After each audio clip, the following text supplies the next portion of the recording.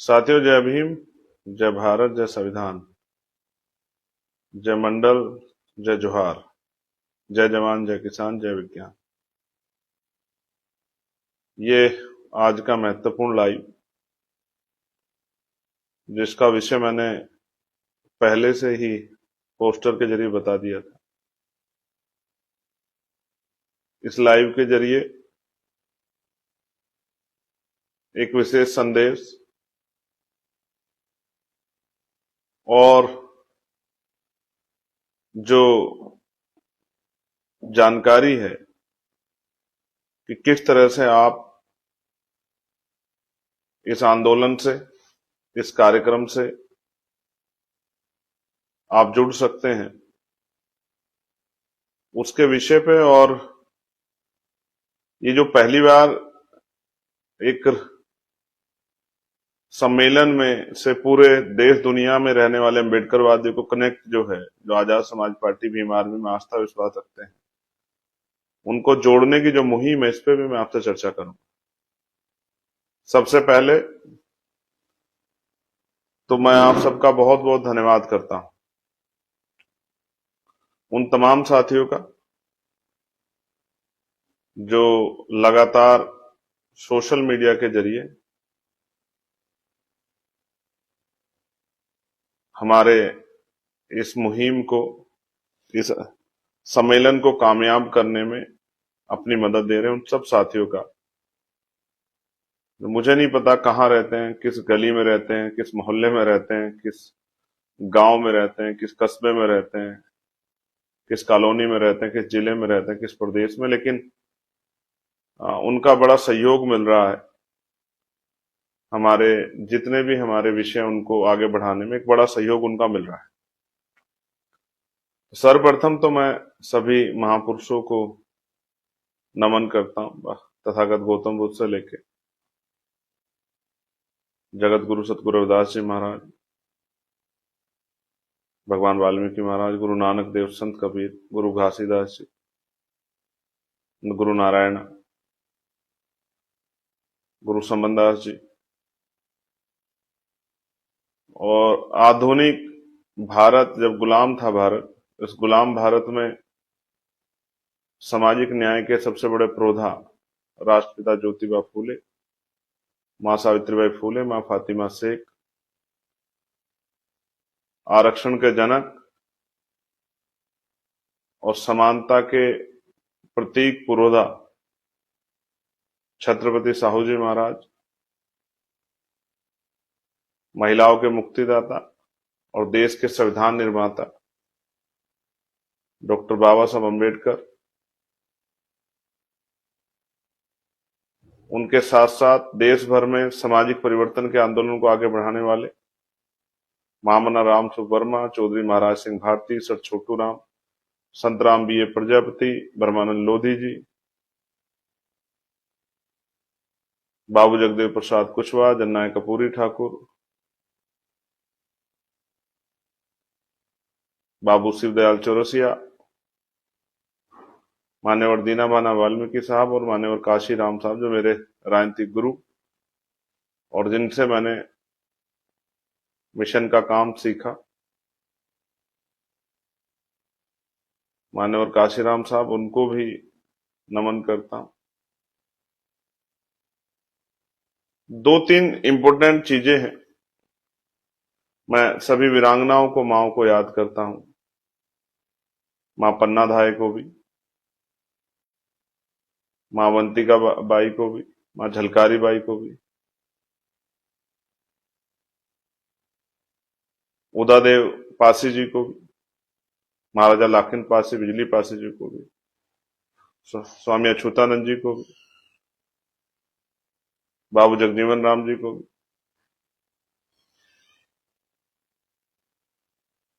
मैं उन तमाम, जिसका भी इस बहुजन आंदोलन में, जिस आंदोलन के हम लोग सिपाही हैं, उसमें जो भी कहीं भी जिसका भी योगदान रहा है, मैं उन सबको याद करता हूं, उनके संघर्ष को भी नीला सलाम पेश करता हूं। चौधरी चरण सिंह जी को भी, कोतवाल धन सिंह गुर्जर जी को भी,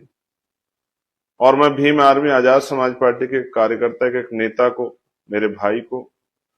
मेरी बहनों को, मेरी माँ को, मेरे परिवार के हर एक साथी को मैं धन्यवाद देता हूं। जितनी मेहनत आप कर रहे हैं वो सब दिख रही। तो दो तीन इंपॉर्टेंट बातें जिन पे आपसे आज बात करनी थी,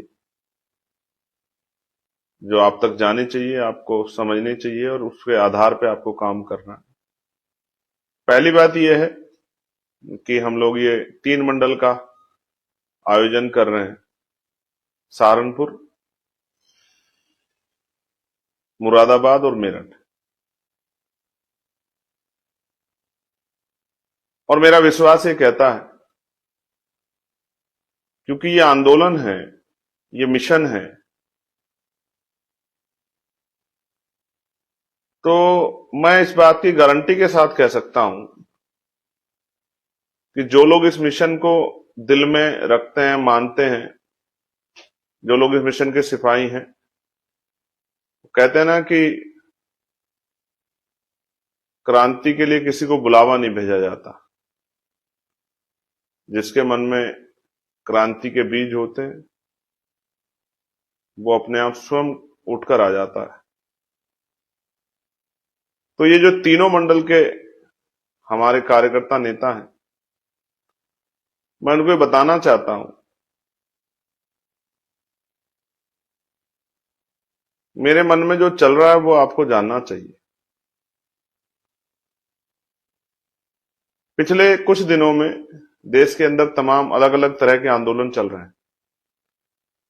हालांकि जो अधिकार दलित पिछड़ों को मिले हैं उनके खिलाफ तो जिस दिन से मिले उस दिन से ही चल रहे हैं, लेकिन अब तो कहते हैं ना सीमा पार हो गई है। कुछ लोग कह रहे हैं बाबा साहब अम्बेडकर संविधान निर्माता नहीं। हालांकि मैं उन छोटे छोटे जो इस तरह के ग्रुप्स हैं या इस तरह के लोग, मैं उन पर चर्चा नहीं करना चाहता, लेकिन कहते हैं ना कोई चीज छोटी नहीं होती। अगर शुरू में उसको ना रोका गया तो उसके परिणाम घातक हो सकते हैं। एक मुहिम चली है, हालांकि मैं स्पष्ट कर दूं कि वो मुहिम, उससे कुछ होने वाला नहीं है, लेकिन वो मुहिम चलाई इसलिए गई है कि बाबा साहब अम्बेडकर को, जो सबसे बड़े राष्ट्र निर्माता भी हैं और राष्ट्र प्रेमी भी हैं, जिनके अंदर राष्ट्रवाद कूट कूट के भरा हुआ था, लेकिन उनके खिलाफ एक एक षड्यंत्र चल रहा है। और मैं इस समाज में का एक कार्यकर्ता होने के नाते, बहुजन समाज का, इस बात को समझता हूं। और ये सिर्फ बाबा साहब के खिलाफ नहीं, हमारे तमाम जितने भी लीडर्स हुए उनको एक जाति तक, धर्म तक, एक वर्ग तक सीमित किया गया। ये एक सोचा समझा षड्यंत्र है। हमारा कोई भी महानायक कमजोर वर्गों का कभी पूरे समाज का नायक नहीं बन पाया, पूरे देश का नायक नहीं बन पाया। ये हिस्टोरिकल है। उसमें कितने बड़े बड़े, चाहे वो नेता बहुजन समाज के प्राइम मिनिस्टर क्यों ना बने हो, चाहे उन्होंने देश की क्रांति में बिगुल क्यों ना फूंक दी हो, लेकिन वो राष्ट्र के नायक नहीं बन पाए। कोतवाल धन सिंह गुर्जर हों, उनको राष्ट्र के नायक ना बन जाए, नकारा गया। माता दीन वाल्मीकि हो, वो राष्ट्र के नायक नहीं बन पाए कभी। बड़े बड़े नामों में बाबू जगजीवन राम, चौधरी चरण सिंह जी, ताऊ देवीलाल जी, तमाम जो ये नाम हैं, ये जो राजनीति के भी शिखर पे रहे, लेकिन ये इनको बार बार ठुकराया गया। चाहे वो जननायक कर्पूरी ठाकुर हो, बाबू जगदेव प्रसाद कुशवाहा हो, मामना रामसु वर्मा हो, कि एक जातियों का ठेका दे दिया, एक जातियों के नेता है। ज्यादा से ज्यादा हिम्मत जुटा तो किसानों के नेता, लेकिन राष्ट्र के नेता प्राइम मिनिस्टर बनने के बाद भी नहीं बन पाए वो। तो इसलिए मैं समझता हूं कि एक मुहिम चलाई जा रही है संविधान को, और इस मुहिम के पीछे का षड्यंत्र बताता हूं। ये लोग बाबा साहब का कुछ नहीं कर सकते हैं, लेकिन जानबूझकर ये मुहिम इसलिए चला रहे हैं कि बाबा साहब के की छवि को धूमिल कर सके। और जो बाबा साहब के नाम पे झंडा लेके खड़ा है, अपनी जान की बाजी लगा रहा है, उसके मन में ये भाव पैदा हो, क्योंकि उन्होंने सदियों से यही किया है। उन्होंने भाव पैदा किए हैं हमारे अंदर, निगेटिव भाव पैदा किए हैं, जिनकी वजह से हमें ये लगता है कि भाई हमें जो कुछ मिल रहा है ये दया पे मिल रहा है। सरकारें हमें बहुत कुछ दे रही हैं। सरकार अगर हमें रोटी दे रही है, कपड़ा दे रही है, गेहूं दे रही है, चावल दे रही है, या नौकरी रोजगार दे रही थी, तो हमें लगता है पेंशन दे रही, तो लगता है सरकार हमें दे रही है। तो हमारे मन में भाव रहते हैं कि हमारे हाथ फैले हुए हैं। लेकिन मैं स्पष्ट करना चाहता हूं, भारतीयों के टैक्स से सरकार चलती है। सरकार अपने घर से पैसा नहीं लाती जनता को देने के लिए। इसलिए मैं आपको ये बात बता रहा हूं कि ये जो षड्यंत्र है,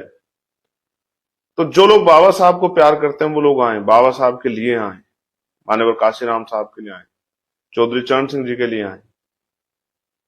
राष्ट्रपिता ज्योतिबा फूले के लिए आए, छत्रपति साहू जी महाराज के लिए आए, आके और खड़े होके बताएं कि वो अब हम इस संघर्ष को करने के लिए तैयार हैं, बाबा साहब के सपनों को पूरा करने के लिए। मां सावित्रीबाई फूले, मां रमाबाई, मां अहिल्याबाई, मामना राम सुवर्मा, इनके सपनों को, महापुरुषों के सपनों को पूरा करने के लिए इनके इनके लिए आए, इनके आंदोलन को आगे बढ़ाने के लिए आए। इसलिए मैंने आपसे अपील की कि आप आए। और बड़ा सवाल यह है कि जो लोग नहीं आ पा रहे हैं, हालांकि मैं स्पष्ट कर दूं कि अभी तो 3 मंडल का कार्यक्रम है। इसके बाद जब अगले, ये तो पहला कार्यक्रम, ये पहला चरण है। मैं संविधान विरोधियों की बात बताना चाहता हूं कि वो कमर कस लें, कमर की पेटी बांध लें, क्योंकि जिस तरह आप संविधान को कमजोर करने के लिए, हमारे अधिकारों को, चाहे वो आरक्षण हो, चाहे वो नौकरी रोजगार हो, उनको खत्म करने के लिए जिस तरह से आप षड्यंत्र कर रहे हैं, तो संविधान को प्रोटेक्शन करने के लिए, संविधान की को लागू कराने के लिए हमने कमर कस ली है। तो मैं संविधान विरोधियों को चैलेंज करके कह रहा हूं कि वो भी कमर कस लें, कमर की पेटी को बांध लें, क्योंकि ये तो पहला चरण है,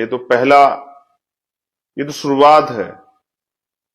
ये तो समझिए जैसे किसान अपने खेत में बीज लगाता है ना, ये तो बीज लगा रहा हूं। भीम आर्मी आजाद समाज पार्टी के आशीर्वाद सहयोग से ये बीज आजाद समाज पार्टी मुजफ्फरनगर में लगा रही 26 तारीख को। लेकिन असल जो है वो आने वाले दिनों में, जनवरी में, फरवरी में, मार्च में, अप्रैल में, पूरे 2026 देखने को मिलेगा आपको। ये तो इस मुहिम की शुरुआत है। तो ये 3 मंडल के लोग तो आ रहे हैं, लेकिन जो लोग नहीं आ रहे हैं, अब ये था कि उनको कैसे कनेक्ट किया जाए। तो हम लोगों ने एक कार्यक्रम बनाया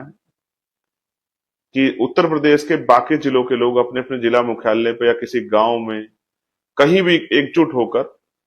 और क्योंकि ये सोशल मीडिया का युग है, तो वो हमारे साथ उस रैली स्थल से लाइव के माध्यम से जुड़ सकते हैं। क्योंकि हम कोशिश करेंगे इसी पेज पे, भीम आर्मी के पेज पे, हम उस पूरी रैली को जो है वो लाइव प्रसारण करेंगे, जो आप उस रैली को देख सको, समझ सको कार्यक्रम कैसे होते हैं और कैसे जो है अपनी रैली को सफल बनाया जाता है, और किस तरह से जो है क्या क्या बात वहां रैली में कही गई, इस बात की जानकारी आप तक पहुंचे। क्योंकि मीडिया तो पता नहीं क्या पहुंचा देगा, कौन सा हिस्सा दिखाएगा, वही दिखाएगा जो उसको दिखाना है। लेकिन असल क्या क्या बातें कही गई और उत्तर प्रदेश में क्या क्या करना है, देश भर में क्या क्या करना है, ये बात आपको पता लगेगी उस रैली को लाइव देखने से। तो 3 बजे हम लोगों ने तय किया है कि 3 बजे हम लोग संविधान की प्रस्तावना की शपथ लेंगे। और ये हमारा रैली, महारैली का कार्यक्रम जो है वो तो है, लेकिन जो एक और मुहिम हम लोग चला रहे हैं, 50 लाख संविधान प्रेमियों को एक साथ, ये पूरे भारत में पहली बार हो रहा है कि 50 लाख संविधान प्रेमी, संविधान को मानने वाले लोग इस मुहिम से जुड़ेंगे, संविधान की रक्षा सुरक्षा की और संविधान को लागू कराने की। 50 लाख लोग इस मुहिम से जुड़ेंगे। 3 बजे जो संविधान की प्रस्तावना की शपथ ली जाएगी, क्योंकि जो लोग संविधान खत्म करने का आंदोलन चला रहे हैं, जो बाबा साहब के, महापुरुषों के हमारे मिशन को कमजोर करने का आंदोलन चला रहे हैं, उन सब लोगों को मेरी खुली चेतावनी है कि 26 नवंबर संवैधानिक अधिकार बचाओ, भाईचारा बनाओ, जो ये सम्मेलन है,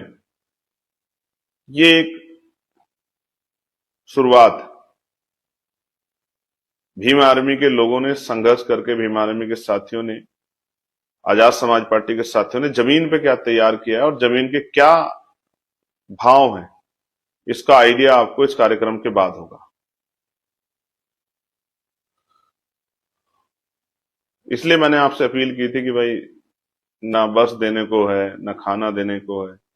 ना कोई और साधन देने को, तो अपने अपने साधनों से खुद ही आना, खाना खा के आना, भूख लगे तो साथ लेके आना, क्योंकि कमजोरों का दल है, वोटों वालों का दल है, नोटों वालों का दल नहीं है। इसलिए कह रहा हूं, और इसलिए पिछली बार आपको कहा था काशीराम साहब की वो लाइन कि भीख मांगना बंद करो, सत्ता का प्रबंध करो, राजकाज होगा तो अवसर बनेंगे, पॉलिसियां बनेंगी, अच्छे स्कूल, अच्छे कॉलेज, अच्छी यूनिवर्सिटियां, अच्छे उद्योग धंधे लग के रोजगार के साधन, किसानों को उनकी फसलों के दाम, अच्छे हॉस्पिटल, अच्छी सड़कें, कम दाम पे बिजली, निजीकरण पे रोक, ठेकेदारी संविदा प्रथाएं खत्म, पक्की नौकरी, और तमाम तरह से सरकारी ठेकों में रिप्रेजेंटेशन, ये सब चीजें ये तभी आएंगी जब राजकाज बनेगा। इसलिए प्रमोशन में रिजर्वेशन, पुरानी पेंशन, ये सारे विषय तभी आगे बढ़ेंगे जब राजकाज बनेगा। इसलिए जो लोग अन्य अन्य प्रदेशों में, वो उनको आना नहीं है, उनको वहीं अपने जिले में कार्यक्रम करके, मैं सभी को यहां सूचना दे रहा हूं, मेरे पास बहुत सारे मैसेज है मध्य प्रदेश के, राजस्थान के, हरियाणा के, उत्तराखंड के, हिमाचल के, जम्मू के, छत्तीसगढ़ के, झारखंड के, उड़ीसा के, बिहार के, दिल्ली के साथियों के, तमाम जिन स्टेट में हमारा संगठन है,